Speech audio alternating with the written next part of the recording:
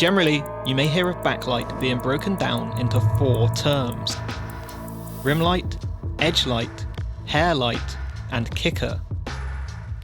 Edge light can seem very similar to rim light, which we looked at in part 1, but unlike the rim light, separating every edge of the subject from the background, edge light is often used as a term to describe backlight on one side, or edge, of a subject, and it can be just as useful as rim light when emphasizing a narrative, or creating a feeling in an image, as we can combine it with direction and composition. For an example of edge light, maybe our character is on the phone. A moody sunset streams in through the kitchen window, setting a somber tone, and he's hearing something he'd rather not be hearing. We see a serious expression on his face as he considers this unsettling situation, the evening sun beating down on the back of his head, almost putting him into complete shadow. A similar situation with our character on the phone, sun shining in through the back window. Now we have a bit more light in the room itself, and on our character, making the overall mood feel a little lighter, maybe even a little more hopeful. We could contribute this more hopeful feeling to the overall brighter look, and we would be right to think that. But also consider what type of backlighting we're seeing in both of these examples, the edge light. And which side of our subject's head is this edge light on? It's on the front of the face in the lighter shot, and primarily on the back of the head in the moodier shot. This positioning of edge light further accentuates the mood and feelings presented. In the lighter shot, our subject is pointed toward these hopeful rays of sunlight. In the darker shot, he's facing away from them, into the shadow. On top of this, our lighter subject is facing right, giving our eyes a more left to right reading of the scene, which is the way a lot of us read words and interpret progress. Our darker subject is facing left, the wrong way. So these feelings are communicated by composition and lighting, which was built from a main edge light in both setups. In the moodier scenario, we simply placed a Forza 720B outside of the window to represent sunset.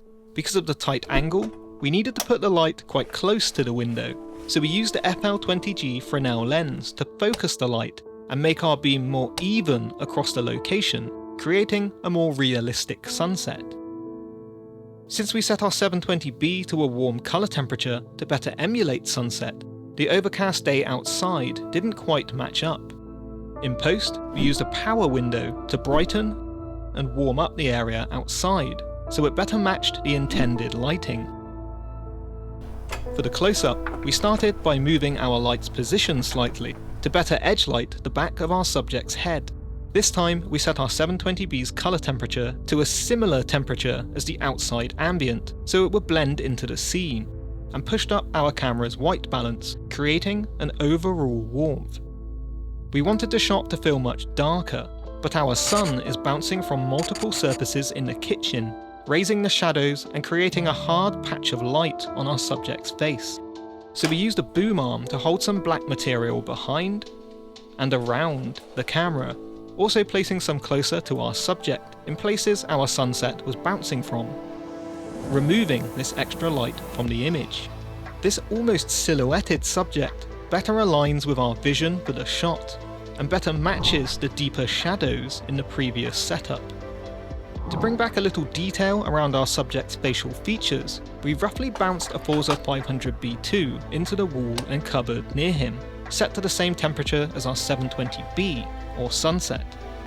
Since this lighting fixture features a tint adjustment, we were able to correct for any shift in tint from the area we were bouncing from, along with any differences in tint between the 720B and 500B2, making sure the light on the face matched up with the rest of the image.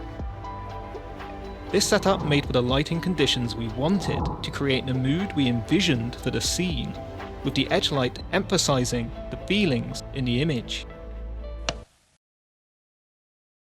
In the lighter feeling scene, we started with the curtains closed behind camera, with some evening light coming through a window in the background.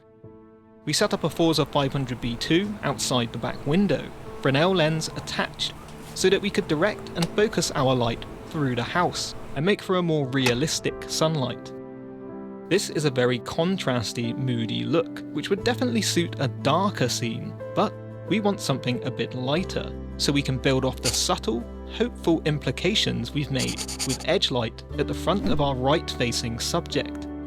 We simply placed a Forza 60C reflector dish attached and bounced it from the corner of the room. As much of the room is a warmer colour, we set this light to a cooler colour temperature than our sun, offsetting the warmer walls a little, matching both sunlight and environment. This provided a little light inside the room, playing off of the light coming through the back window, and also adding some detail to the face. It's still a little dark, so we added a second Forza 60C bare bulb to better spread the light and bounce from a larger section of the room, filling in more of our shadows, revealing more detail and brightening our image, whilst retaining some shape on the face. 2 shots, 2 different moods, emphasised by both subject direction and placement of edge light on the face. You don't necessarily need a super bright image to represent lighter feelings, or a heavily underexposed shot to represent darker feelings. You can build it up in subtle ways, the underlying narrative carried by something as simple as an edge light. If you'd like to learn more about recreating daylight, check out my course over on shopmoment.com, which teaches you about the way daylight works naturally in terms of both quality and colour, demonstrating how simply having the knowledge of these qualities will allow you to translate them into an image lit with intention. In part 3, we'll take a look at both hair light and kicker, and how these backlights can make for great ways to separate your subject from the background, whilst working with the rest of your scene's lighting and intention.